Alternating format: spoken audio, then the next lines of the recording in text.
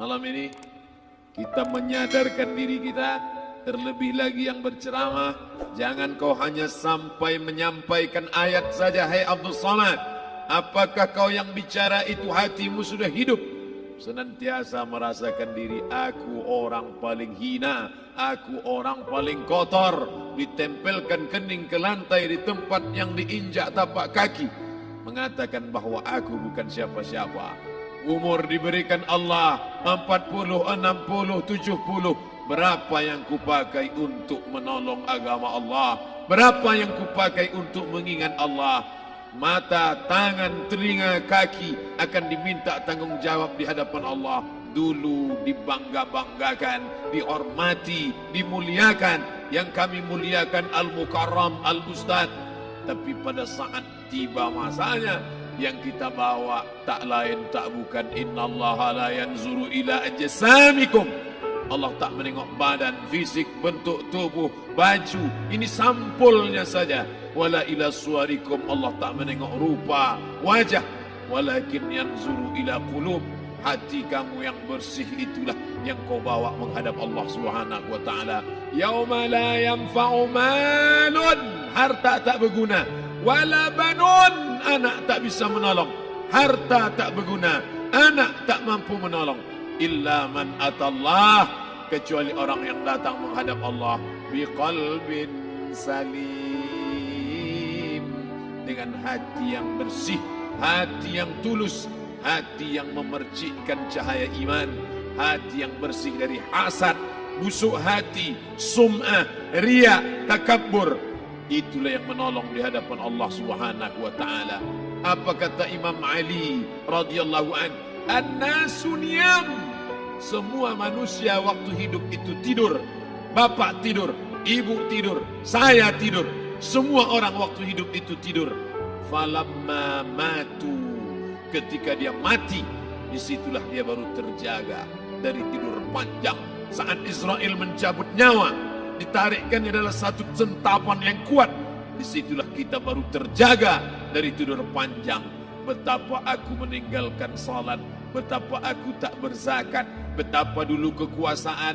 Aku lulus umur 30, pensiun 58, 28 tahun apapun tak pernah kubuat untuk agama. Sibuk membesarkan anak, sibuk mengurus warisan. Anak pun tak ingat dengan kita, karena kita lupa menanamkan pendidikan agama di dalam otak kepalanya. Harta yang banyak tak sempat menolong agama Allah. Anak tunggal semata wayang tak sempat dididik agama. Istri meninggalkan dalam keadaan stres susah hatinya, karena dia tak diajarkan sabar menerima ridha ketetapan takdir Allah. Dan paling celaka, tak pernah anggota tubuh ini dipakai untuk berzikir, muhasabah, mengingat Allah. Tak pernah mata dipakai menengok Quran, kitab suci Allah. Tak pernah dipakai hati merenung sejenak, apa yang akan kubawa mati menghadap Allah Subhanahu wa taala. Abdul Somad dari dalam tanah naik ke atas tanah, ceramah, masuk balik ke dalam tanah. Yang kau bawa apa? Baju koko tinggal, peci tinggal, pakaian kehormatan tinggal. Yang kau bawa kain tidak berjahit, disobek, kerak. Itu yang akan menyampul kulitmu, yang selama ini kau dimandikan, dibersihkan oleh ibumu dulu 60 tahun yang lalu. Sampai masanya kau lupa kapan kau dimandikan dulu. Sekarang ruh melihat, disebut dia ruh karena dia raha ya ruhu ruh, seperti aroma semerbak yang datang pergi hinggap. Ruh sampai masanya dia datang masuk ke dalam jasad. Ruh sampai masanya dia pergi meninggalkan jasad. Malam ini dimuliakan Al-Mukarram Haji Abdul Somad LCMA. Kenapa Abdul Somad ini dimuliakan? Karena ruh hinggap sejenak sebentar, sampai masanya besok pagi dia ruh keluar dari dalam tubuh ini. Anak yang katanya ayahku sayang, istri katanya kaulah abang, sampai masanya mereka tak lagi mau mendekat. Rumah itu saya yang buat, saya yang mengukurnya. Tapi begitu ruh sudah keluar dari badan, tidak satu pun semeter, sesenti, sejengkal, sehasta ada tempat di rumah itu untuk jenazah bernama jenazah Abdul Somad. Mana kawan, sahabat, andai tolan, anak menantu, teman sekantor, semuanya pergi meninggalkan. Yang tetap dibawa, kalau pernah kaki melangkah salat berjamaah di masjid, kalau pernah tangan mengusap kepala anak yatim, kalau pernah tangan mengucap subhanallah. Nanti di akhir tausiah kita akan berzikir, munajat, muhasabah diri, berdoa, mengenang apa yang akan kita bawa menghadap Allah Subhanahu wa taala. Datang malaikat membawa kain kafan dari cahaya, akan menyambut ruh yang mulia. Hadis riwayat Ahmad bin Ambal dalam kitab Al-Musnad, turun malaikat berlomba-lomba membawa kain putih dari cahaya, menunggu ruh akan keluar. Ruh menetes seperti embun di ujung daun. Daun tidak bergoyang, ranting tidak patah. Ruh menetes pelan, turun ke dalam kain kafan, dibawa malaikat ke pintu langit. Tak sabar mereka menyambut. Inikah dia yang selama ini berjamaah? Berapa banyak yang masyhur terkenal di bumi, malaikat tak mengenal dia. Ini roh siapa? Tapi ini bukan LCMA, dia bukan ustaz, dia bukan ulama, tapi imannya dalam, kekuasaan dipakai menolong agama Allah. Ruhnya keluar di bawah, semua malaikat mengucapkan salam. Inilah orang yang selama ini kami tunggu-tunggu, catatannya sudah lama. Setiap pagi petang, malaikat subuh membawa catatan namanya, malaikat malam membawa catatan namanya. Kami merindukannya. Begitu orang-orang yang masyhur di langit, tapi tak dikenal makhluk bumi. Tapi ada sebaliknya, yang rohnya disentapkan, ditarik malaikat dengan begitu tarikan yang sangat kuat. Nabi bertanya saat Isra Mi'raj kepada mereka yang sudah mati ribuan tahun yang lalu, apa yang kalian rasakan? Yang satu mengatakan seperti tebasan pedang di tempat yang sama beratus kali. Yang satu mengatakan seperti kambing yang dikuliti hidup-hidup. Yang satu mengatakan seperti mata kail pancing ditarik dari kulit yang basah.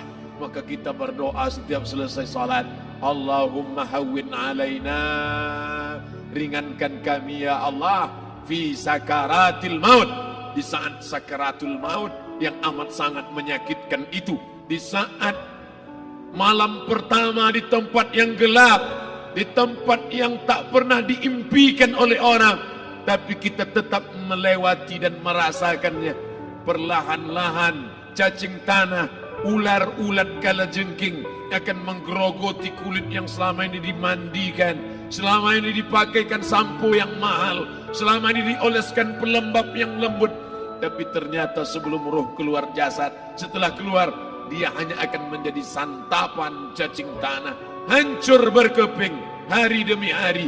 Yang pertama kali membusuk adalah mata, karena dia berisi cairan. Cairan ini mengering, busuk dan berlubang. Lalu kemudian usus sebulan di dalam tanah, mulai dia menggelembung masuk angin dan dia meletus pecah.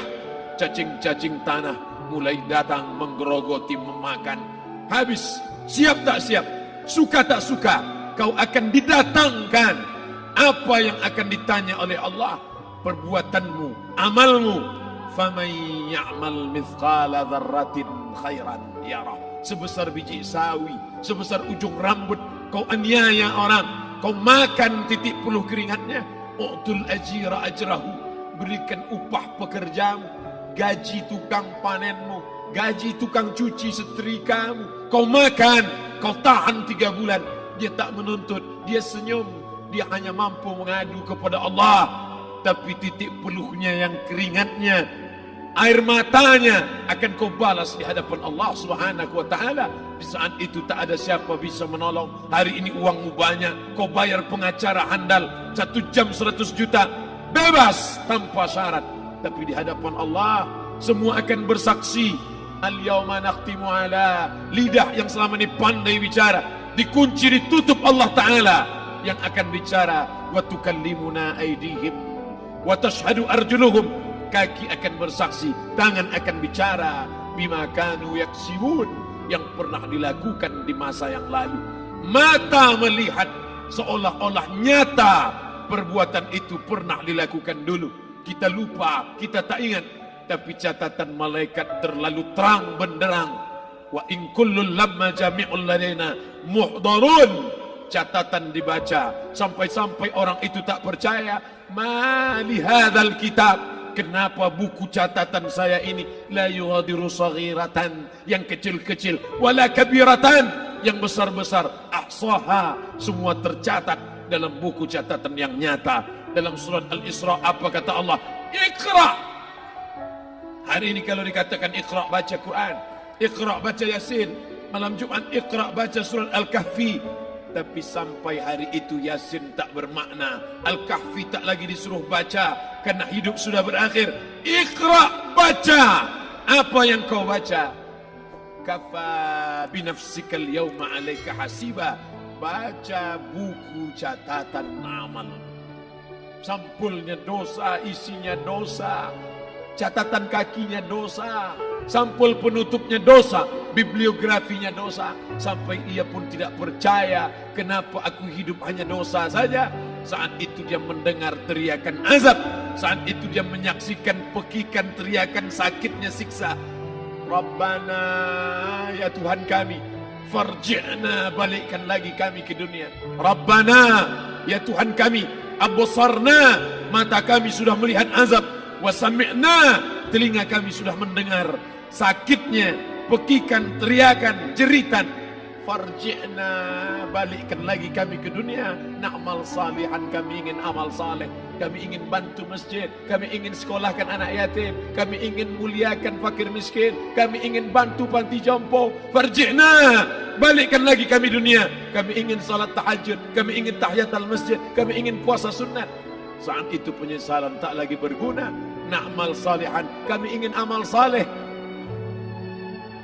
Andai kau beri kami tenggat waktu ya Allah, laula akhartani, kalau kau beri aku waktu, ila ajalin qarib, aku tak minta hidup 1000 tahun, ila ajalin qarib, sebentar saja kau hidupkan aku ya Allah. Di situ orang baru tahu apa yang pernah dilakukan dulu, yang di masa lalu. Tak ada cara lain kecuali malam ini kita bertaubat, taubat nasuha, mandi, solat sunat taubat.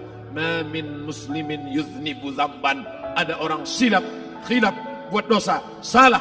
Siapa yang tak pernah salah? Sedangkan datuk moyang kita Adam pun salah, tapi dia mengetahui, sadar salahnya. Dia berdoa, Rabbana zalamna anfusana, kami sudah menzalimi diri kami. Wa illam taghfir lana, kalau kau tidak mengampuni kami, wa tarhamna, kalau kau tidak merahmati kami, lanakunanna minal khasirin, kami termasuk orang yang rugi ya Allah. Maka malam ini kita bermunajat kepada Allah, berdoa, mengenang masa lalu, bergelimang dosa, besok tak akan kita ulang. Kita minta ampun kepada Allah Subhanahu wa taala. Astaghfirullahalazim, astaghfirullahalazim, astaghfirullahalazim.